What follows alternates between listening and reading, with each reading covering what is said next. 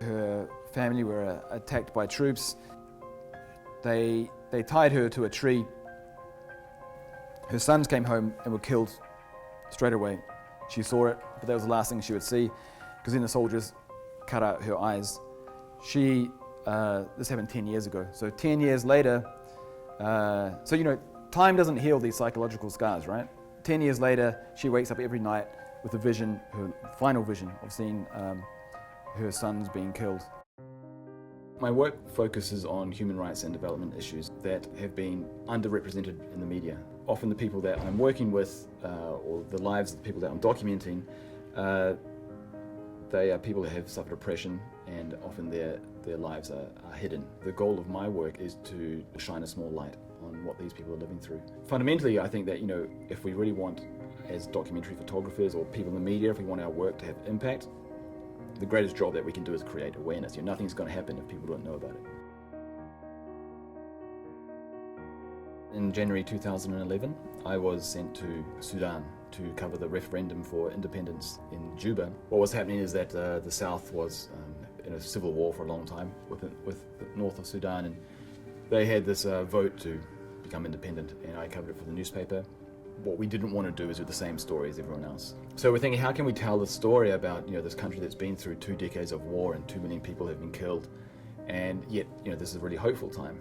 And we were driving through the street, and I saw a mentally disabled girl begging on the side of the road, and I said to my driver, what happens, given that the infrastructure has been completely destroyed, what happens to people with mental disability in your country? What do you do with them? And he very casually replied, in a matter-of-fact way, we put them in prison. So I said, look, stop the car, let's go to the prison. And so I managed to get access, and the story became, yes, this is a hopeful time, and this country is going to gain its independence, but at what cost? And 20 years of war, 2 million people killed, infrastructure collapses, and what happens to the most vulnerable people in these societies when the infrastructure of care no longer exists?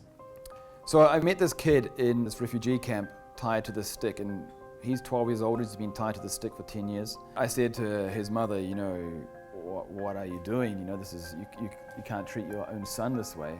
She was like, no, fine, but you gotta understand, I've got 4 other kids.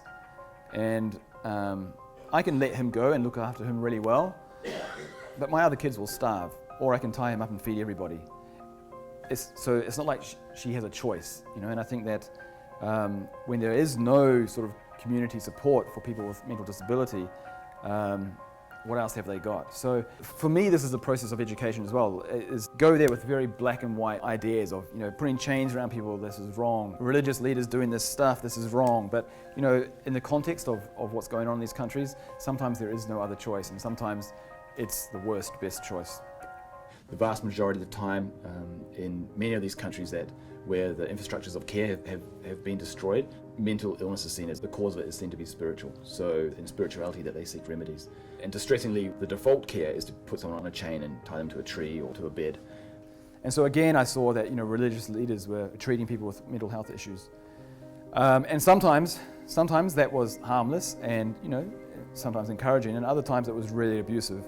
As in this case, the guy who's chained to the tree, he'd been there for a couple of months, like day and night, he sleeps outside in the rain. He was petrified of the guy on the left, who was supposed to be the guy who's healing him. He was covered in mosquito bites and these slashes on his body. He was begging me to get him out of this place. I was really surprised at how articulate some of the people that I was photographing are. And it's not that they can't express what they're going through, it's often that they're not allowed to because they're crazy.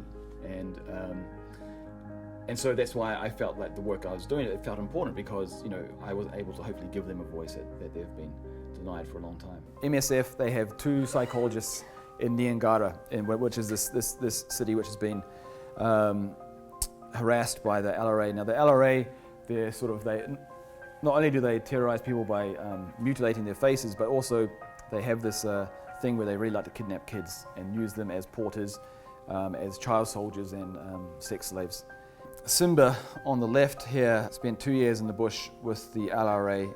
We talked to her at length about what goes on. She spoke about how the LRA tried to force the kids that they kidnapped to be like them. And what she means is they force them to torture other children or to even kill other children. She was made to hold down a friend while they killed her. We interviewed her with the psychologist there, and we finished the interview, and just as we were leaving, just walking out, and she said to the translator, who told us this later, we recorded her voice, and she said, look, I don't really get why these white people are here, but please let me go with them. I can't stay here anymore. And she was petrified that the LRA were going to come back and take her away again. So we took her with us to Niangara, where she now lives with her brother. And it's one of the saddest things about doing this work is that many of the people that I photographed are still in the situation. They are still there. Little boy tied to a stick in a refugee camp in Somalia, he's still there. Man I photographed chained to a bed in Uganda in the basement of a church, he's still there. Young men and women suffering post-traumatic stress disorder, living in the slums of Monrovia in Liberia, they're still there, waking up every night screaming, seeing the faces of the people that they killed and their friends that have died in front of their face. These are not documents just of what is happening. These, by implication, are documents of what should not be. And these are not just documents of what's going on, but what should stop. As the media, what we do is we go to these places and we cover the war, we cover the flood, we cover the famine, and we leave when the peace treaty is signed, when the floods waters recede, when the famine's declared over, like it's all finished. But clearly for the people who have lived through that, it's not over. After the media is gone, I go back and I try to find out what is the mental health impacts of these crises. At the very least, I want to remove the alibi of ignorance. I don't want people to ever be able to say that we didn't do anything because we didn't know. I think most photojournalists or most documentary photographers think this way. They want to think that their work can change the world, and maybe that's kind of like a naive hope, but I think we have to try, right?